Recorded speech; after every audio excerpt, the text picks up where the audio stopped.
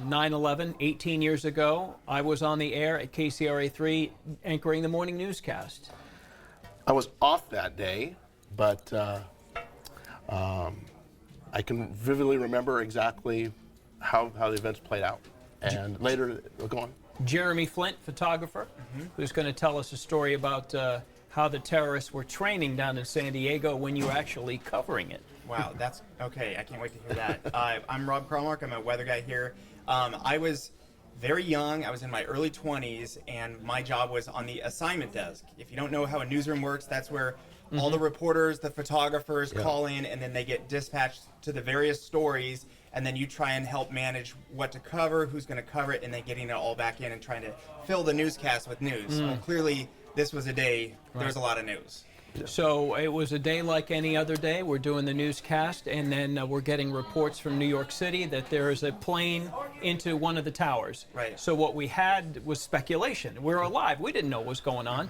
We speculated it was a Piper Cessna. That was the early information we were getting. Maybe the pilot had a heart attack, some type of medical emergency. And then we saw that. It was quite visual. The Today Show had put up a live camera that we could talk over. And then 15 minutes later, another plane into the next tower. Yep. So I remember thinking, okay, it's on. Right. Whatever it is, Right. something is on. And then within 1 hour, 4 planes. And we were getting reports as each plane that another plane was hijacked, another plane was hijacked. And we were like, what is this? Because it wasn't an organized military invasion. Right. It wasn't like the bombing of Pearl Harbor, Right. where, this was like, they were using our own planes. Right. And American security at airports was already pretty good. You had the X-ray detectors. You had threats of hijacking. So these terrorists took whatever planes they wanted and ran them into the Twin Towers, the Pentagon, and then, of course, the other passengers on that fourth plane got a hold of it and got it into the ground in Pennsylvania before it got to the White House or wherever it was supposed to go. So it was so much speculation on our part, and we're on the air live trying to make sense of it for everybody, and the whole world was tuning in. I mean, everybody, get on TV, get on TV, get on TV. And so that's what was just amazing about the whole thing. And you being in San Diego, what did you find out after? It was the most bizarrest first week of that whole thing when it happened, Walt. I was home when it initially happened, and I was polarized. I was cleaning my camera. I was on the Chargers beat at the time for the TV station I was at, and I was cleaning my camera, getting ready for our first road trip. And then you turn on the TV and you see this happen, and you just sit there and you sink down. Right. A couple days later, it gets leaked that 2 of the terrorists out of the 15 from Al Qaeda arrived into San Diego in 2000, and they had been training in San Diego. Literally, I want to say 4 or 5 blocks from our TV station. They were living in Kearny Mesa. No way. At one of these apartment complexes. I'm not going to say the names because it's not fair to the complex.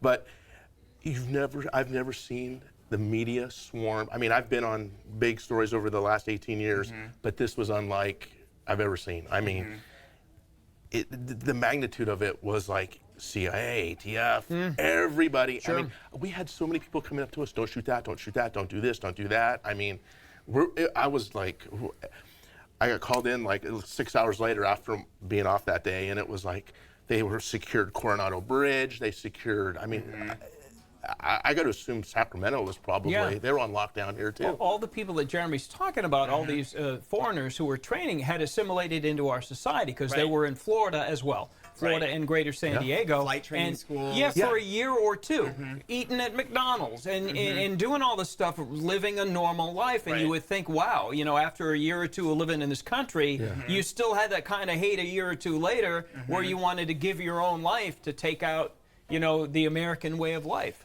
I'm curious, since you were on air, you were in a position to tell people the news. When you started internally figuring things out, that there's something more to this, did you just go with that, or did you have to restrain yourself to try and figure out what you felt was appropriate to say at the time? At the time, we were reporting that this is an amazing occurrence.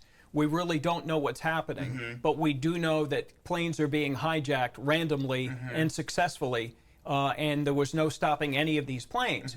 And so we were just reporting there's a plane in the air that's been hijacked, and we were tracking where it was going, and then, here's where it just ended up, in Shanksville, Pennsylvania, or into the Twin Towers, or, oh my gosh, it just went into the Pentagon.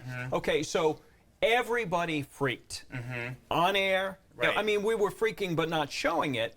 But people, everybody who heard what was going on that we later found out, everybody went to a radio, everybody went to a TV station, everybody sat in their classrooms, and everybody just watched and just was dumbfounded and numb and sad, all of the emotions you could possibly imagine. And until later, we were able to put together, okay, who's doing this? But I will say that Homeland Security, I didn't interrupt you. No, please. Homeland Security, I thought, had a pretty good stronghold on a lot of this, in the terms of that day after they started seeing, what's going on in New York, California. I mean, between San Francisco, San Diego, you got LA. They were starting to secure a lot of places, and I'm assuming up here in Sacramento. I talked to my parents that the same day. They said that cops were flying up and down in Modesto, Vintage Fair Mall, securing things. So I got to assume, throughout the United States, we were shut it down. Everybody shut it. Whatever it was, shut it. Arden Fair Mall shut down. Everything shut down. When you remember this, this was before social media. This was before even cell phones were widespread everywhere. This was a different era where I think a lot of agencies were kind of just doing it on their own. Yeah, sure. And that's that's what I remember about that day is, I was really young. I was in my 20s. I had always wanted to be a meteorologist, but I wanted in the newsroom, and they said, well, we can't, you're not just going to do that, but we can get you, this job. And then I worked my way up to be the assignment editor. But I'm very young and green at my job, as you would say. And so I remember waking up that morning, and I'm eating cereal, and I'm turn on the news, and I'm like, oh my gosh. And I remember just sitting there, I was just eating, transfixed, and I was terrified because I didn't know what was happening. And the weight of my job just came down on me. I'm not ready for this today. A million phone calls with that. I'm not ready for this, and I don't want to mess it up. And I realized that what I was going to do that day was serious. It matters today. Even in Santa Barbara where I was. So I come into work, but we were all trying to figure it out at the same time. And I remember this one reporter came in, and the scariest moment in the newsroom for us was, I just got off the phone with so-and-so at the airport. There's 7 flights in the air that are coming to either LA or Santa Barbara that are unaccounted for. They don't have direct contact exactly for them landing. They're in the air right now. And I remember just thinking, these are, from what we had seen, these could be literal missiles heading toward our little town on the ocean. So that was the immediate threat, was this is coming home. Then the planes were grounded, and then it was just that long day. We were in network, so just so you know what that is, that was, I worked for an ABC affiliate, so it was ABC News was on the whole time, so it was a national story, it was an East Coast story. So we tried to figure out all the local angles. For you, it was easier because it was right down the street. I was at the independent station there at KUSI in San Diego at the time, and I was kind of a little bit more removed from the newsroom because I was in the sports department. But they canceled the NFL the first week of that season. And I vividly remember that like it was yesterday, seeing Doug Flutie a week later come running out on the field with, holding the... I mean, it's just moments like that where it's like literally the world stopped for like a whole week. I mean, flights did not leave Lindbergh until I think Friday. You both brought up good points about the not knowing during that period, and obviously everything was happening in greater New York and Washington, D.C., the eastern seaboard. And there was such a lack of knowledge that, like I said, the Arden Fair Mall shut down because they didn't know what could be next. Other malls, you had planes coming in that people were a little suspicious of, that military jets were escorting and keeping an eye on. So for that period of a day or 2 days, everybody was like, oh my gosh, is my neighborhood. I mean, it was that much fear because of the unknown that everybody just shut down. And I said on my Facebook post, everybody ran to stores and bought American flags. You couldn't go into a Ace Hardware, a Walmart, a Target, sold out. And I went into a Walgreens the next day to try to pick up some film. They had shut down the film department. And I'm like, okay, I guess. So it just, everything stopped. Everybody watched television.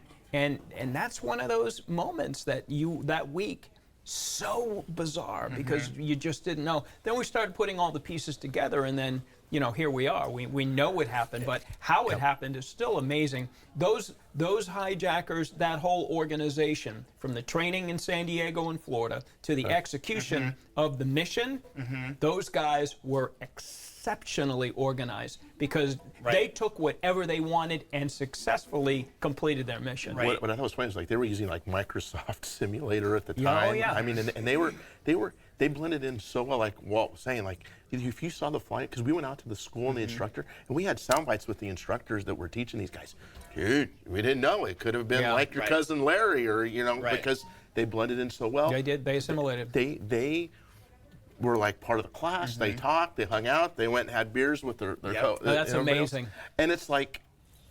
Right. You have no idea, like what is unleashed. But then that made, and then that's what we always allude to next was then it was different because now everybody was a suspect, and who do you really know? And it was going to take time to figure out because it was such a shock to the system. Yeah. Oh. And I remember the one moment. It was such a horrible day, all day long.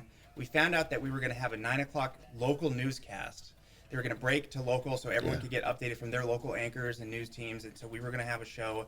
And I remember when the reporter came in and said, I was down at the flag store, and it is like standing room only, and they're buying everything. Yep. And for that one moment, we were like, we're going to somehow, somehow this is going to get better. Yeah. Somehow we're going to come back from this. And it was just that same feeling of relief that now we're going forward.